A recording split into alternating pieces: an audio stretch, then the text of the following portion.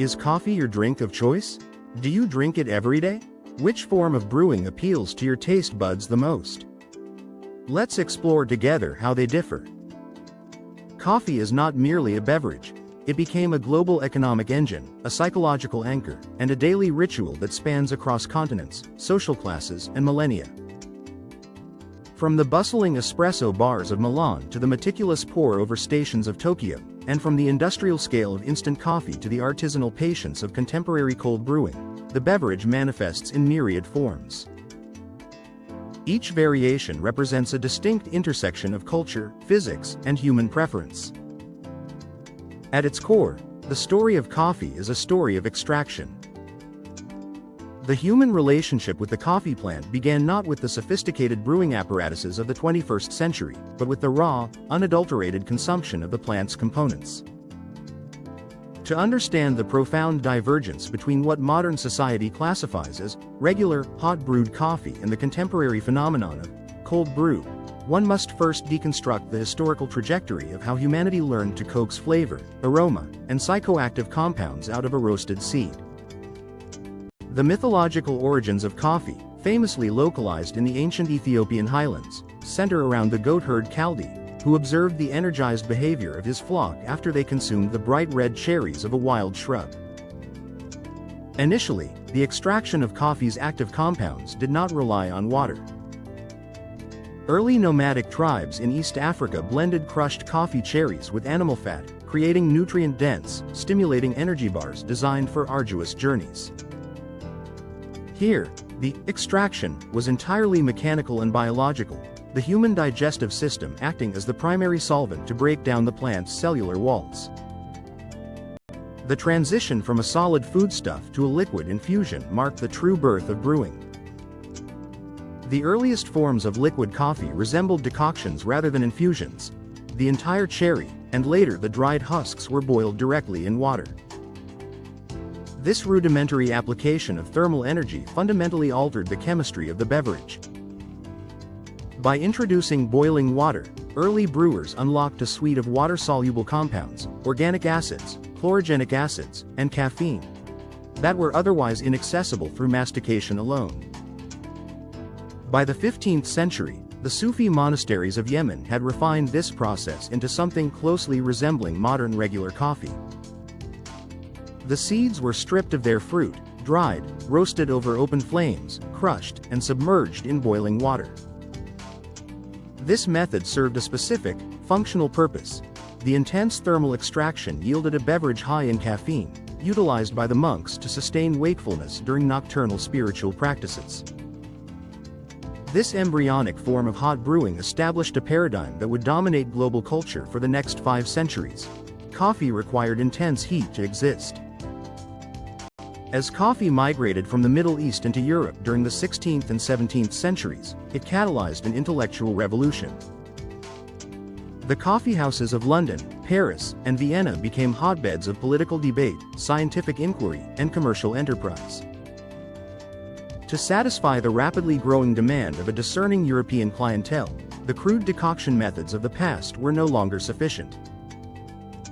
The beverage needed to be clearer, more consistent, and produced with greater efficiency. The European contribution to coffee was defined by the engineering of filtration and pressure. The traditional Turkish method, which left the fine grinds suspended in the cup, was gradually replaced by infusion methods that separated the liquid from the spent grounds. The introduction of the linen coffee bag, in the 18th century, allowed for cleaner extractions, reducing the bitter, over-extracted notes associated with boiling grounds indefinitely. A fervor of industrial innovation, in the 19th century, saw the invention of the vacuum brewer, or siphon, and the percolation system. These devices utilized the physical principles of steam expansion and hydrostatic pressure to force boiling water through a bed of coffee, maximizing extraction efficiency while minimizing human error. The apex of this hot brewing evolution arrived in early 20th century Italy with the development of the espresso machine. While the Western world was hyper-focusing on speed, heat, and pressure, an entirely different philosophy of extraction was quietly developing in East Asia. The origins of cold water extraction are deeply tied to Edo period Japan, specifically within the trading port of Kyoto. Historically, Dutch traders introducing coffee to Japan in the 17th century required a method to preserve the beverage for long voyages without the aid of refrigeration or open flames on wooden ships. They brewed concentrated coffee using ambient or cold water, which could be stored for extended periods without degrading. The Japanese artisans took this pragmatic concept and elevated it into an art form, creating what is now known as Kyoto-style drip coffee.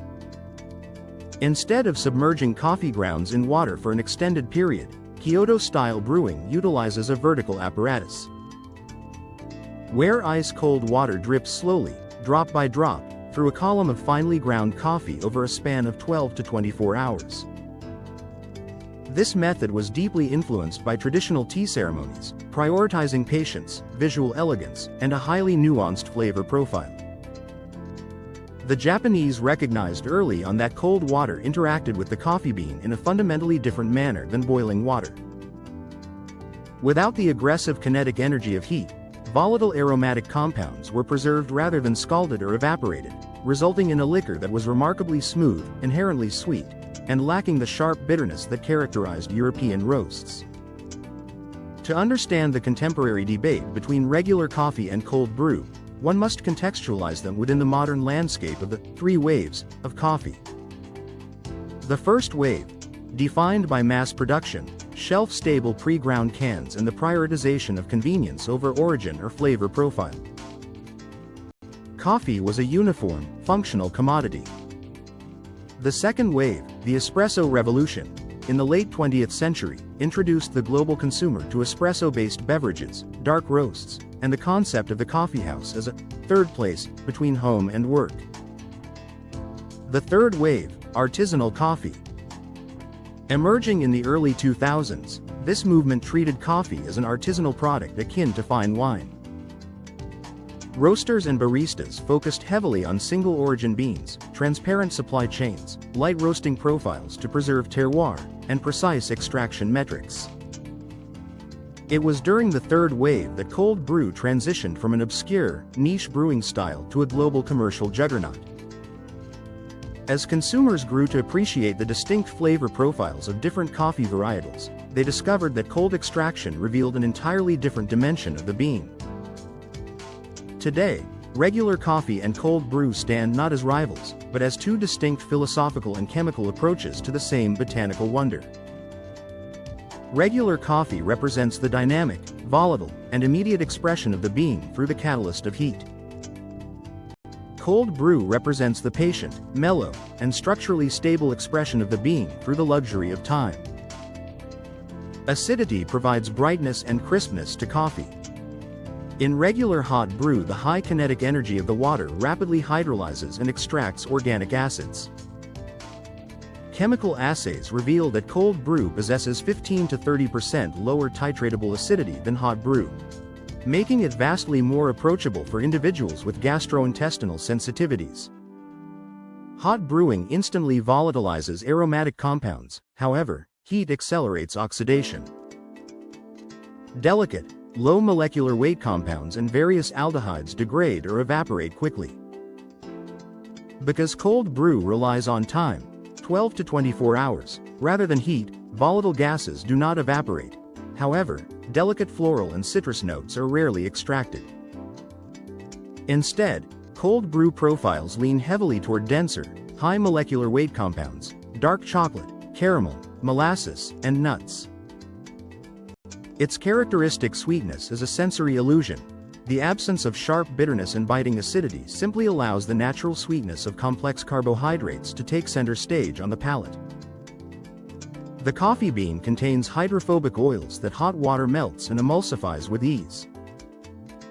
In metal-filtered hot preparations, like espresso or French press, these oils pass directly into the cup, creating a thick, velvety texture.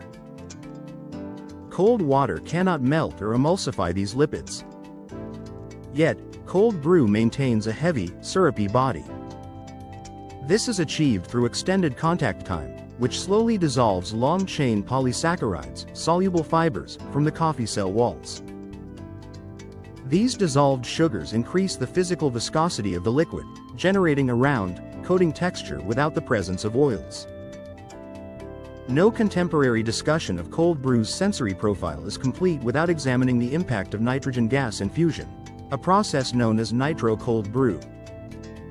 Invented in the early 2010s, this technique forces cold brew concentrate through a pressurized tap pressurized with pure nitrogen gas, completely rewriting the laws of coffee mouthfeel. Nitrogen gas is largely insoluble in water under standard ambient conditions.